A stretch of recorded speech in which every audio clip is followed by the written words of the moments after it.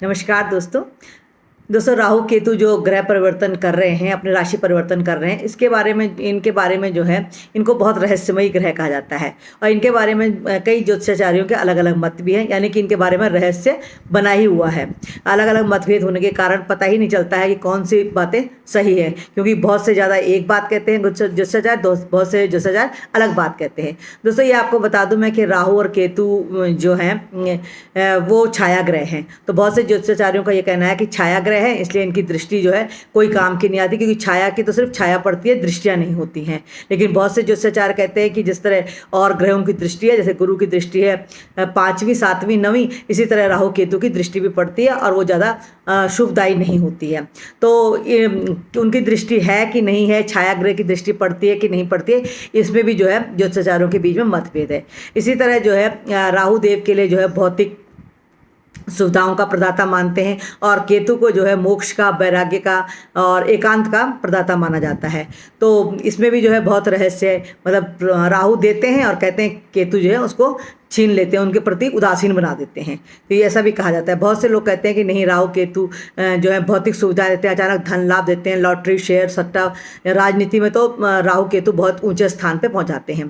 तो इस तरह से भी मतभेद हैं। और मतभेद ये भी है कि बहुत से ज्योतिषाचार्यों का कहना है कि शुक्र की राशि यानी कि वृष राशि में और तुला राशि में राहु देव को उच्चता प्राप्त है। लेकिन बहुत से ज्योतिषाचार्य कहते हैं कि नहीं, बुध की राशि में यानी कि मिथुन और कन्या राशि में ये उच्च के होते हैं। शुक्र और बुध जो है राहु के परम मित्र हैं, तो इसलिए इन राशियों में इनको उच्चता प्राप्त होती है।